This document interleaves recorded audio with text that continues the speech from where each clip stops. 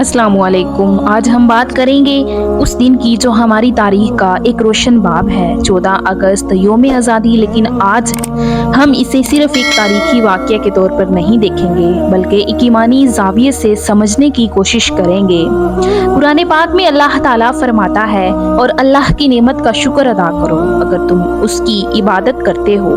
आज़ादी भी अल्लाह की एक बहुत बड़ी नेमत है, एक ऐसी नेमत जिसके लिए लाखों मुसलमानों ने कुर्बानियाँ दी, अपने घर, कारोबार और जान तक कुर्बान कर दी, ताकि हम एक ऐसी सरजमीन हासिल कर सकें जहां हम दीन इस्लाम के मुताबिक जिंदगी गुजार सकें। कुरान पाक में अल्लाह ताला फरमाते हैं, और जो अल्लाह के दीन को गालिब करने की कोशिश करे अल्लाह उसकी मदद करता है। पाकिस्तान की बुनियाद किसी लालच या दुनियावी ताकत के लिए नहीं रखी गई थी, बल्कि उसका मकसद सिर्फ एक था, ऐसी आज़ाद सरजमीन जहां मुसलमान अल्लाह और उसके रसूल के अहकाम के मुताबिक जिंदगी गुजार सकें। इस्लाम का बुनियादी असूल अल्लाह ताला कुरान पाक में फरमाते हैं, बेशक इंसान और उसका माल सब अल्लाह का है। याद रखिए, पाकिस्तान सिर्फ एक जमीन का टुकड़ा नहीं बल्कि एक नजरिया है। ला इलाहा इल्लल्लाहु मुहम्मदुर रसूलुल्लाह, ये मुल्क हमारे बुजुर्गों की दुआओं और कुर्बानियों का नतीजा है। अगर हम इस नेमत की कदर ना करें तो ये नाशुक्री होगी, और नाशुक्री से नेमत छिन जाती है।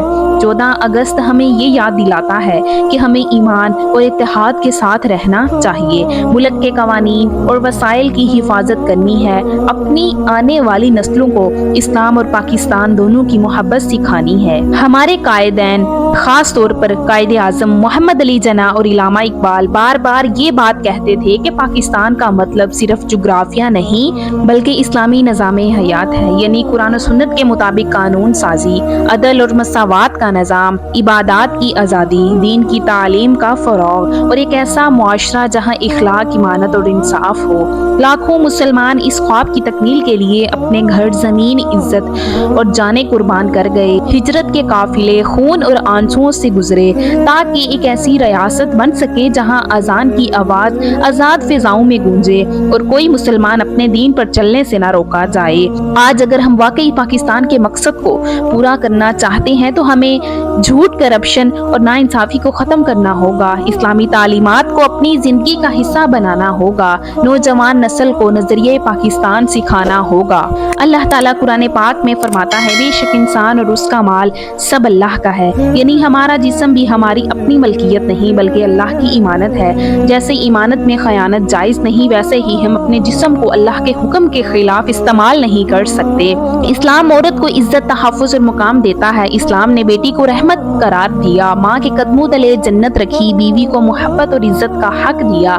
लेकिन इस्लाम ये भी चाहता है कि औरत अपनी इज्जत और हया की हिफाजत करे, क्योंकि यही उसका सबसे कीमती जेवर है।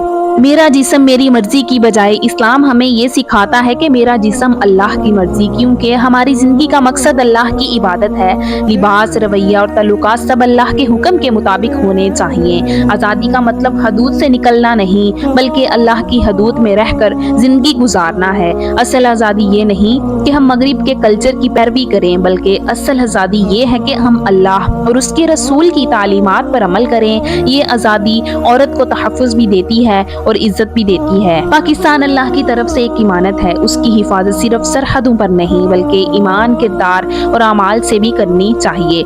आइए अहद करें कि हम पाकिस्तान को वही बनाएंगे जो ख्वाब हमारे बुजुर्गों ने देखा था, एक हकीकी इस्लामी फलाही रियासत। पाकिस्तान का मतलब क्या है? ला इलाहा इल्लल्लाह। आज के दिन हमें ना सिर्फ खुशी मनानी है बल्कि अल्लाह के हुजूर सजदा शुक्र भी अदा करना है, और अहद करना है कि हम पाकिस्तान को एक सच्चा इस्लामिक फलाही रियासत बनाएंगे, जैसा ख्वाब इलामा इकबाल ने देखा था और कायदे आज़म मोहम्मद अली जनाह ने बयान किया था। ए अल्लाह, इस मुल्क को हमेशा अमनो ईमान का गहवारा बना दे और हमें उसकी हिफाजत करने वाला बना दे। तो प्यारे नाज़रीन, ये थी 14 अगस्त के हवाले से कुछ मालूमात। आपको ये वीडियो कैसी लगी? कमेंट्स में अपनी राय का इजहार ज़रूर कीजिएगा। मेरे चैनल को सब्सक्राइब कर दीजिएगा। हमें दीजिए इजाज़त। अल्लाह हाफिज़।